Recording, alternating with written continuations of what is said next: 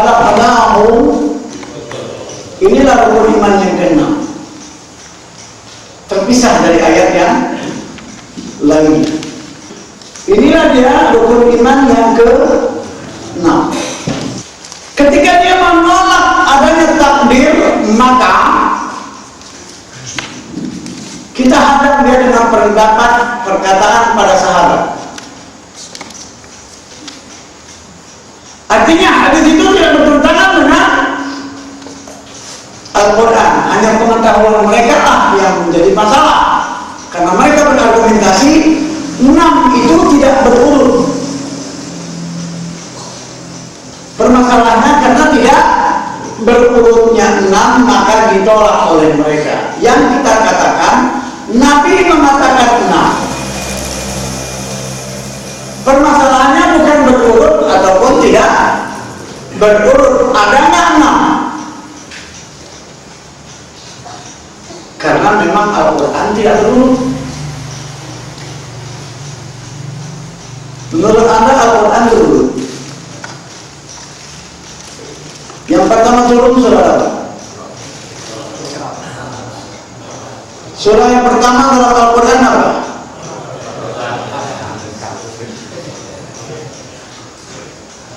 Saya ulangi ya. Surat yang pertama turun Al-Alaq. Ternyata ditaruh di nomor 96.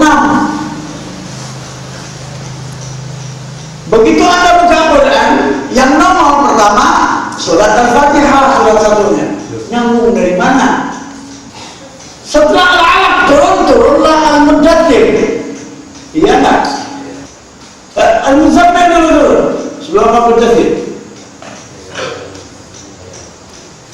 Surat 73. Ternyata surat yang keduanya langsung Al-Baqarah. Nyambung di mana ini? Jadi saya ulangi kembali. Yang punya kitab siapa? Kita atau yang di sana? Allah yang punya.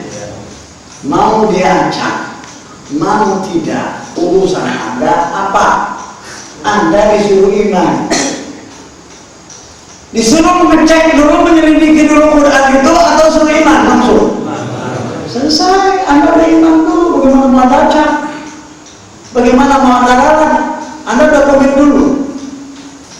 Itu kesepakatan ahli sunnah. Karena kalau dia sudah ngacak, mau diacak, ketahuan dong. Dia sudah ngacak, mau diacak, ketahuan nggak? Mau disusun rapi, ketahuan nggak bahwasanya bikinan orang? Maka dia tidak mungkin untuk diganggu gugat. Karena kadang-kadang ayat itu nggak nyambung antara ayat yang 1, 2, 3 sama yang berikutnya, nggak nyambung. Pusing nggak kalau Anda baca terjemah? Pusing nggak baca terjemah? Tapi kalau Anda baca Al-Quran yang bahasa Arab, pusing nggak? Enggak. Kalau Anda baca bahasa Arabnya, apa pusing nggak? Enggak. Begitu Anda baca terjemah, ini kok ceritanya ngacak. Ceritanya ada di sana, ada di sini, ada ini kok enggak. Nah, udah. Jadi saya katakan memang sudah diacak, yang mana tidak mungkin dibiarkan oleh Allah manusia untuk mengacak, karena Taurat diacak, Injil diacak. Bagaimana menghadapinya? Ketika orang menuturkan Al-Quran dengan menuturkan As-Sunnah dengan Al-Quran, kita klarifikasi dengan baik Al-Quran, kemudian baca hadis. Muslim yang pertama. Dari Yahya bin Ya'mar radhiyallahu an, katanya, orang yang mula-mula bicara di Basrah menentang adanya Qadar ialah Ma'bad al-Juhani. Maka pada suatu ketika aku dan Humaid bin Abdurrahman al-Hamairi sama-sama pergi haji atau umroh. Kami berdua sepakat jikalau bertemu dengan salah seorang sahabat Rasulullah, kami akan menanyakan kepada mereka masalah Qadar itu. Lari nggak ke sahabat Rasul? Mau lari kemana? Kemana mencairkannya? Ke sahabat. Ketika terjadi di saat itu, orang sahabat masih hidup loh, sudah ada orang mengingkari qadar.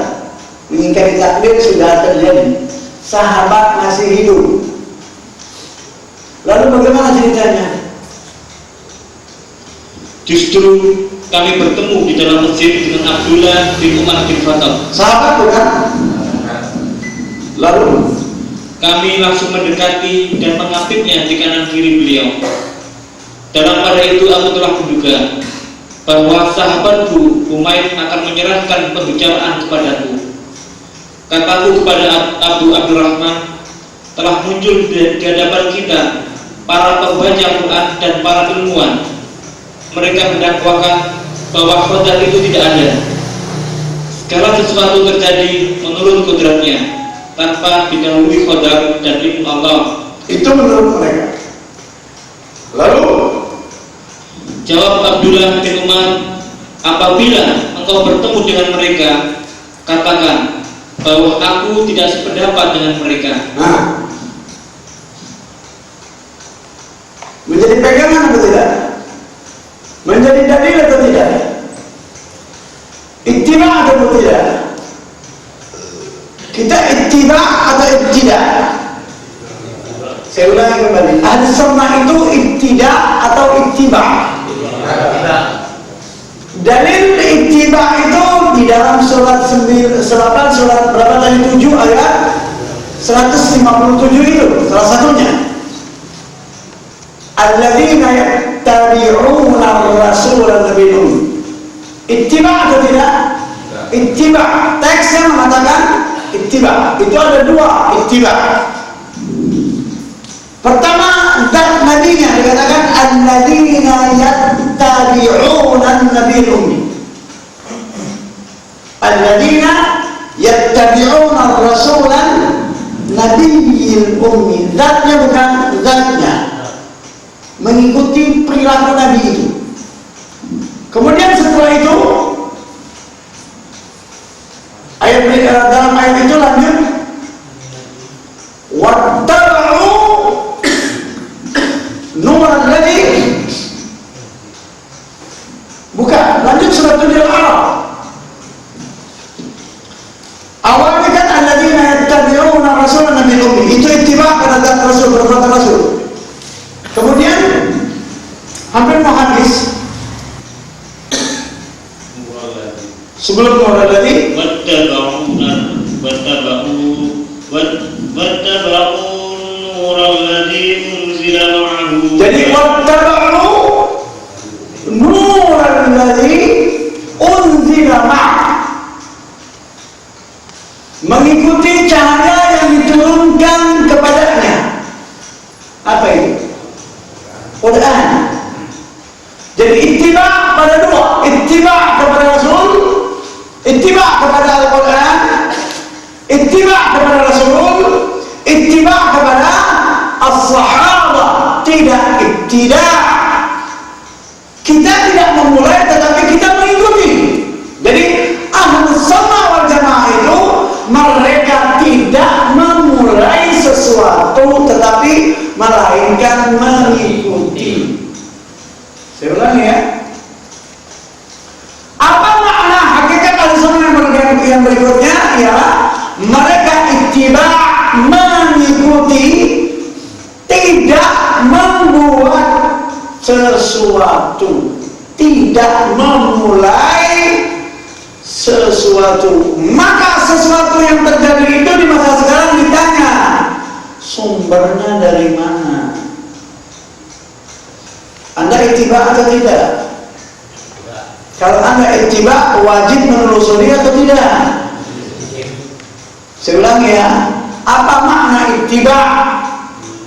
Buka surat 16 ayat 20, ayat 123. Silakan. A'udzu billahi minasy syaithanir rajim. Tsumma auhayna ilaika an ittabi' millata Ibrahim hanifan wa ma kana minal musyrikin. Teksnya berkata apa? Ittiba. Ittiba atau tidak? Ittiba. Allah mengatakan, "Tsumma auhayna ilaika ay Muhammadan." Ya, anittabi'. Rasul disuruh ittiba' enggak? Ittiba' kepada siapa? Ibrahim. Berapa ribu tahun? Mana lamanya kita kepada ke Rasul atau lamanya Rasul ke Ibrahim? Ittiba' atau tidak? Ittiba'. Tidak ittiba'. Ittiba' memulai sesuatu yang tidak pernah dimulai. Menciptakan sesuatu sebelumnya tidak ada. Itu namanya ittiba', bukan ahlus sunnah. Jadi ahlus sunnah tidak mengenal yang namanya bid'ah,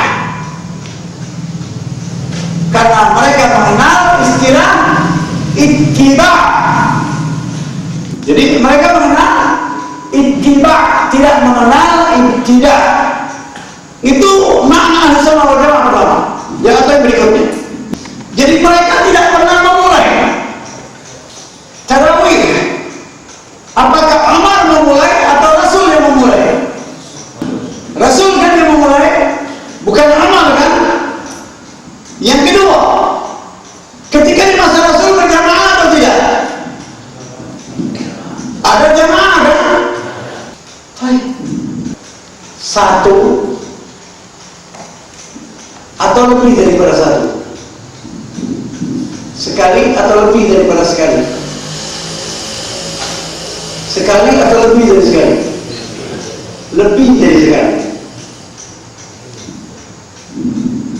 Lalu bagaimana?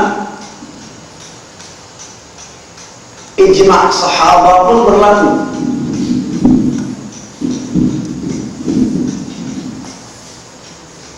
Mereka melakukan salat tarawih setiap malam berjamaah. Ijma' atau bid'ah? Ketika terjadi ijma', terjadi nggak bid'ah? Lah. Ijma' siapa ini? As-sahabah. Boleh nggak diikut? Dalilnya mana yang mau ikut sahabat? Baqarah ayat ibtida' atau tidak? Ibtida' atau tidak? Tidak ibtida'. Jadi saya ulangi kembali, cara berdalil itu penting. Memahami dalil itu penting. Karena ada perintah untuk mengikuti sahabat. Jadi menurut Allah, ikutilah Allah, Rasul, sahabat. Contoh kedua, ada nggak dalam Al-Quran menjelaskan tentang i'tidal dan duduk antara dua sujud dan duduk tasyahud ketika salat? Tidak. Rasul melakukan atau tidak? Ibtida' atau ittiba'? Kok bisa Anda mengatakan ittiba'? Ada perintah untuk mengikuti Rasul. Ya.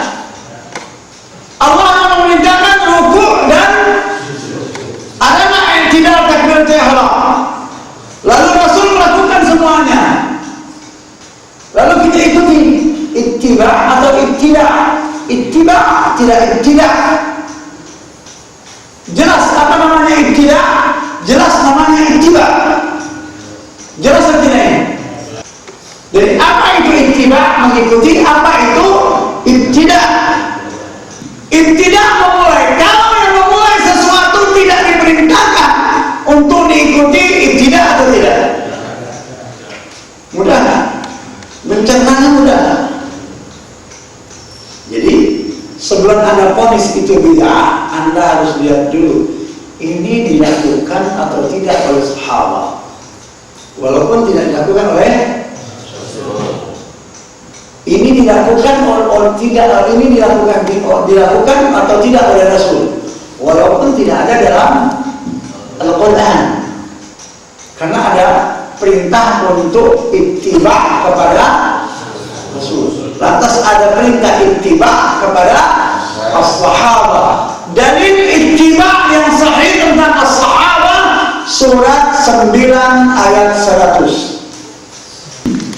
أعوذ بالله من الشيطان الرجيم والسابقون الأولون من المهاجرين والأنصار والذين اتبعوهم بإحسان. Ada nggak? Apa teksnya? Wattaba'uhum. Ittiba' atau bukan? Ittiba' atau bukan? Jadi siapa yang disuruh? Kita ini disuruh ittiba' kepada siapa? Ar-Rasul dan sahabat. Jadi kita ittiba' kepada Allah, ittiba' kepada Rasul, dan ittiba' kepada as-sahabah. Orang-orang Yahudi tidak menjadi Yahudi melainkan setelah mereka meninggalkan sahabat Musa. Dan orang Nasrani tidak menjadi orang Nasrani melainkan mereka setelah meninggalkan sahabatnya Isa. Lalu sahabat Musa dan Isa itu disejajarkan oleh Allah dengan sahabat Muhammad sallallahu alaihi wasallam. Lanjut 48 dari ayat 29. 48. Kok bisa yang ada dalam 47? Silakan. Muhammad itu adalah utusan Allah, dan orang-orang yang bersama dia adalah keras terhadap orang-orang kafir, tetapi berkasih sayang sesama mereka. Kamu lihat mereka ruku. Jadi mereka itu ruku. Kalau sahabat itu keras sama orang kafir, kasih sayang sama orang Islam, mereka pun ruku. Kemudian Dan sujud. Mereka pun sujud. Kesemua perihal empat ini dilakukan mencari karunia Allah dan keridhaannya. Jadi hanya mencari karunia Allah. Yabtaguna fadlullah, fadlan min Allah, yabtaguna fadlan min Allah wa ridwan. Dia mencari fadlullah, keutamaan. Ini dalil juga sahabat itu lebih utama dari umat Muhammad yang lainnya. Allah menyebutkan Muhammad Rasulullah walladzina amanu syidda'a 'alal kufar rahimahu bainahum tarahum ruk'an sujjadan yabtaguna fadlan min Allah. Apa yang jadi fadlullah, keutamaan, wa ridwana, dan ridhonya. Ada satu kenikmatan yang lebih yang dikemukakan oleh Allah, yang ditanyakan oleh Allah kepada ahli syurga ketika mereka masuk dalam syurga. Maukah kalian aku berikan sesuatu yang lebih daripada yang telah kamu rasakan? Bingung ahli syurga itu. Ini apa lagi dia bilang? Melebihi syurga. Udah masuk dalam kenikmatan masih ditanya, adakah kamu maukah aku berikan sesuatu yang lebih daripada ini? Toraliknya berotak, bingung, apa lagi lebih dari syurga ini? Allah bilang, aku ridha kepadamu dan aku tidak pernah memarahimu. Itu dalam Sahih Muslim. Jadi tempat surga dan neraka. Silakan, hadits Muslim 2421. Baca. Dari Abu Sa'id Al-Khudri radhiyallahu anhu, katanya Nabi sallallahu alaihi wasallam bersabda, Allah Ta'ala berfirman kepada penduduk surga. Apa katanya? Hai penduduk surga. Maka menjawab penduduk surga, kami siap memenuhi panggilan dan perintahmu, wahai Tuhan kami. Dia berkata apa? Labbaik ya Rabbi. Sebagaimana orang berangkat haji itu ketika dia mau berangkat ke Arafah, dia berkata labbaik Allah. Nah, segala kebaikan berada di tangan Engkau. Lalu bertanya Allah Ta'ala, apa kata Allah? adakah kamu merasa puas? Adakah kamu merasa puas dengan surga ini? Jawab mereka, bagaimana kami tidak akan puas? Bukankah Engkau telah memberi kami segala kenikmatan yang belum pernah Engkau berikan kepada makhluk lain? Nah, sudah dengan semuanya ini masih ditanya puas apa belum? Apa nak kaget orang? Murah nggak? Murah nggak? Terbuka atau tidak dengan Allah itu? Dijodohnya hadis. Tapi begitu Anda masuk ke dalam nerakanya, pencet habis. Maka dia syadidul iqab, Di satu sisi dia memang Ghafurur Rahim, tapi di sisi lain dia Syadidul Iqab.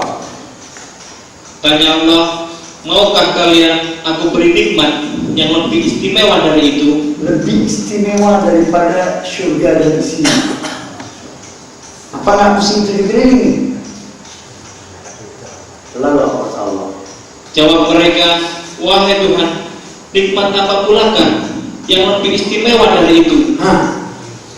Lalu jawab Allah Ta'ala, akan kucurahkan kepadamu keridoanku, di mana aku tidak akan pernah marah kepadamu sesudah itu untuk selama-lamanya. Subhanallah. Apa yang dicari oleh sahabat ini? Keutamaan dan ridhanya. Kepala tanggung nggak dia cari ini? Enggak, kepala tanggung puncaknya dia cari. Yang diuber itu puncaknya. Ridhanya di dunia didapatkan, ridhanya di akhirat didapatkan. Lalu Allah pun berkata kepadanya, radhiyallahu, kepada mereka Allah berkata, radhiyallahu anhum. Ayat turun karena mereka. Turun nas dari langit, orangnya masih hidup. Subhanallah. Radhiyallahu plus kata Allah, Allah ungkapkan langsung isi hati mereka. Waradu'an, mereka itu menerima kepada aku, kata Allah. Anda bayangkan dalam hidup digaransi. Inilah dia generasi awal dari generasi Ahlus Sunnah wal Jamaah. Kemudian